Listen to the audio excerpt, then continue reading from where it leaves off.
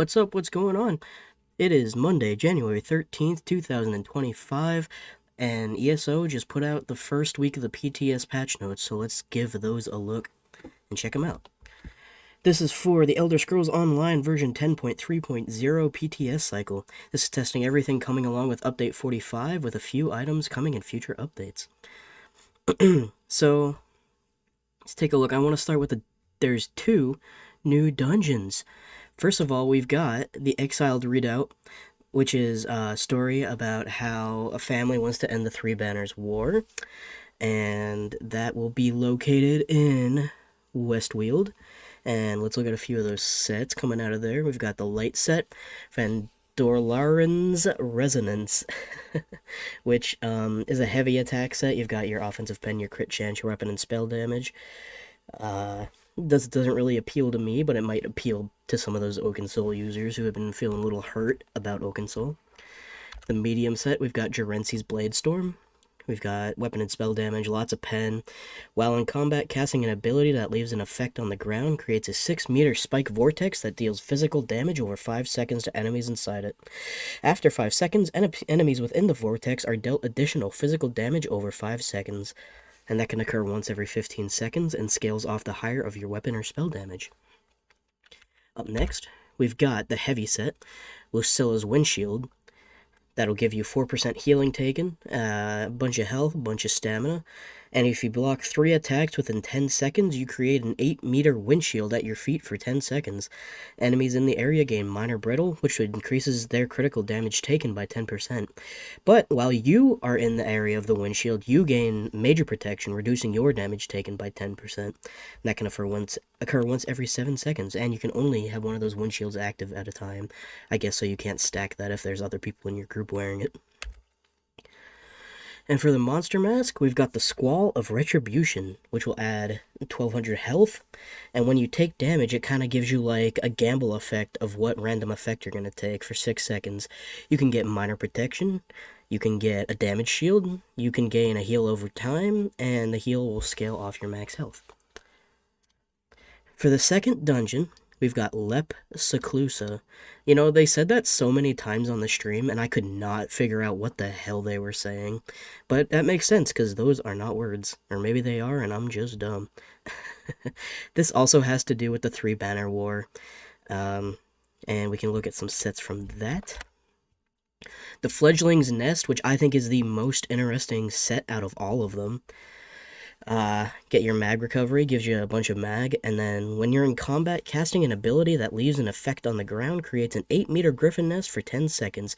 Think Olarime with that golden circle of light that gives people a buff. Now, people inside this group gain mag and stam recovery, and the first time you or a group member leaves the nest, they gain minor courage for 10 seconds. I think that has some good implications for PvE and PvP. Medium is a Noxious Boulder, you know, your weapon and spell damage, you get you some crit chance, some offensive pen, and dealing damage with a fully charged heavy attack creates a 3-meter poison boulder. After 1.2 seconds, the boulder rolls forward, think Indiana Jones, I'm assuming, dealing poison damage to the first enemy hit and creating a 6-meter pool of poison for 5 seconds. I'm not super excited about that, but I can't wait to see a boulder rolling at me in PvP or whatever. That'll be funny. And then, for the heavy is your Heroic Unity. You get, like 2400 health and some stam. When you activate a synergy, it gives you and up to 3 group members within 12 meters major heroism for 6 seconds, which I think could be good in, like, dungeons for PvE. I think that could be nice. And then for your monster, Orpheon the Tactician.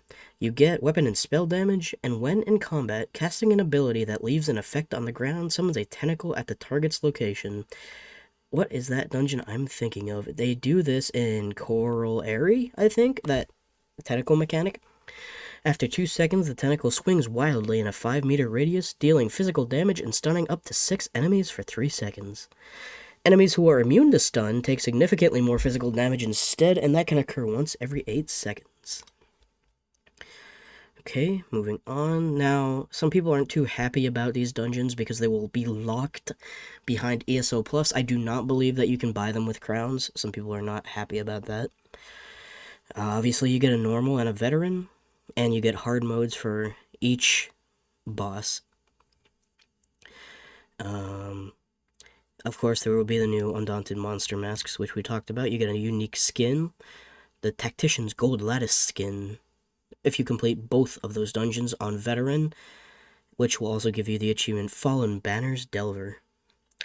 Of course, you get mementos, you get a die, all that kind of fun thing. Moving on out of the dungeons, we have 2 new homes.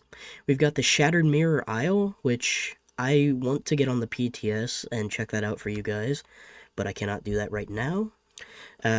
Imagine the Miramore incursions in Westfield. I bet it looks a whole lot like that.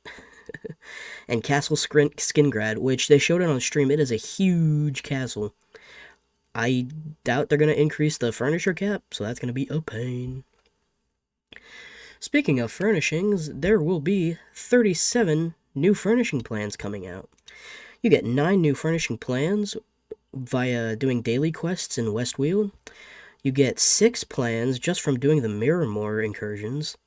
You get 14 new alien-themed recipes, which I think is kind of interesting because they're putting these behind scrying and excavating antiquities as like a bonus reward, but only for Westfield, Gold Coast, and Blackwood. Next, this probably seems like it's one of the easier ones to get. Colovian Bed Canopy Fool can be obtained from monsters, containers, and more across Westfield. I'm not sure what those would drop from. Maybe also the Miramore incursions? I'm not sure what more means. And per usual, there are 7 new Master Writ furnishings, which you can get from Rollless Lau.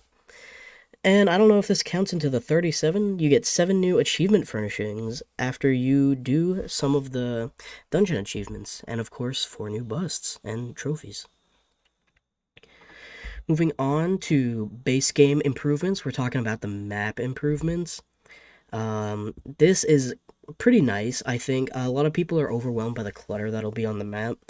You've seen what it looks like. It's just, you pull up the huge Tamarail map, and there's like at least 60 way shrines, all the houses, all the dungeons, all the trials. It just looks like a huge conglomerated mess of the map. So now what you're going to see is when you zoom out to the Tamarail view, you're only going to see 1 way shrine per zone. And it'll also put only your favorite houses and your primary house on the map. You can still favorite as many houses as you want, and it'll still show up, but it'll only show your favorite ones. Dungeons and Trials will no longer be shown by default on the map, but that'll be a toggleable option. If you use that to port to your dungeons, don't worry about it, it still got you. And they're going to add a way shrine filter. It's going to be split into way shrines, dungeons, trials, and houses so that you can click each one to see what you want to see. Something I thought was cool was that if you have a focus quest, the quest's ultimate location will show on the Tamarail and the Obris maps. If it's on the Ring of the Obris, it'll show where exactly it is. If it's in Clockwork City, if it's in Fargrave or the Deadlands, it'll show you. Yeah. Oh, that is cool. I saw that on the stream. The names of the zones in Tamarail view of the map will appear as you zoom in. So you zoom in, and the names of the zones get like bigger, like it says Stormhaven. I thought that was pretty cool. I didn't think this was a huge deal, but I guess there are a ton of disguises here. They're going to make these collectibles if you've completed these quests. You're going to log into a whole bunch of notifications that mean you've collected this disguise, and I guess you can just wear that whenever you'd like. I will say, the Scarlet Judge Regalia, that is a costume, so I'm not sure what's up with that. They did put a little caveat here, not all disguises have been converted at this time. They will definitely do more as it moves on. Something that I thought was interesting was updates to initial mount speed. You all know that the worst part probably of leveling a character is doing your mount training 1 every 24 hours. Actually, I think it's 23 hours. So, they made significant improvements to the speed of mounts prior to unlocking Major Gallop, so there are some changes below here. They increased the base mounted speed bonus to 42%, which is up from 15%. Major Gallop is no more, now it's just called Gallop. And it's technically a minor buff instead of a major buff. So instead of getting your 30% boost from Major Gallop, it's just going to be a 15% from Gallop. Apparently, this is due to the way that this bonus multiplies with base speed, so it ends up being no change for your fully trained mounts, or a very slight buff if you're using the Gifted Rider Champion Star. So let's look below for the math here. If you're sprinting on a brand new mount, your sprint is now 19%. Sprinting on a trained mount will add that up to 13%. I'm assuming these are cumulative. Sprinting on a brand new mount with Gallop will be 5%. Sprinting on a trained mount with Gallop is no change. And sprinting on a trained mount with Gallop and Gifted Rider will be 1%.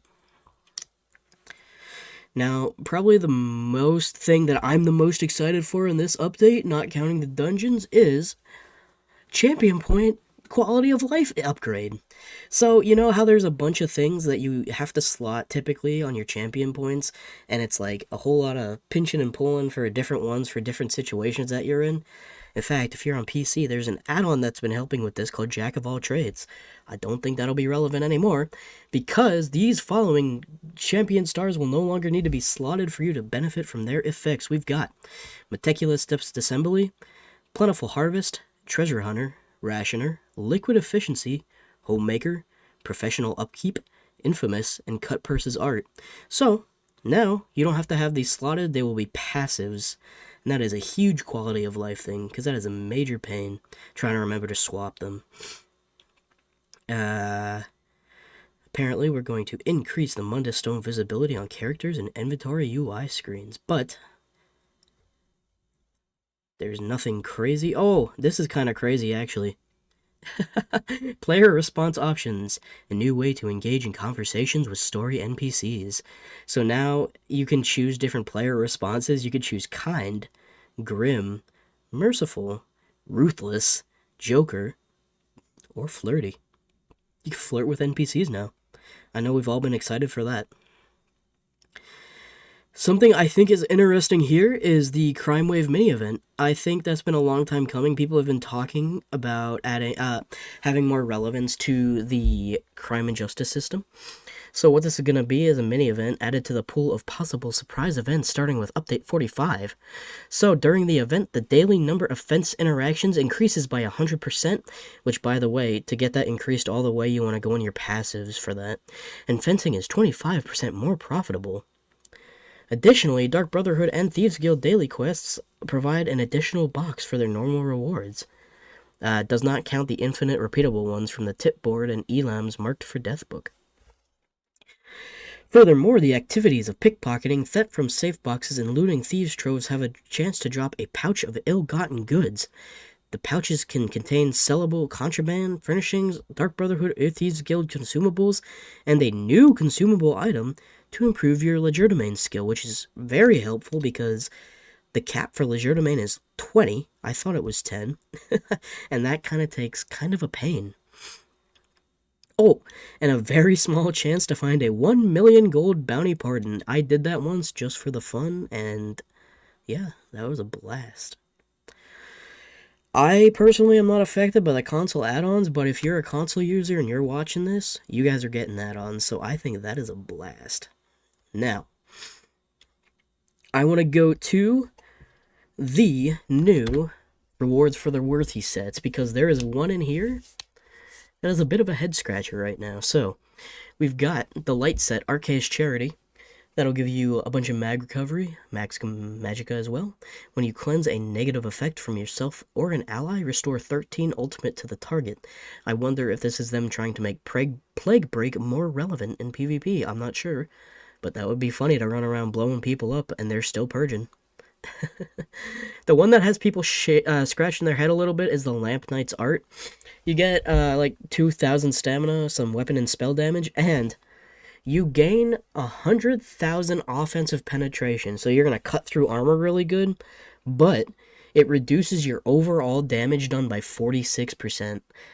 This seems like it needs a bit of tweaking because that math does not math up.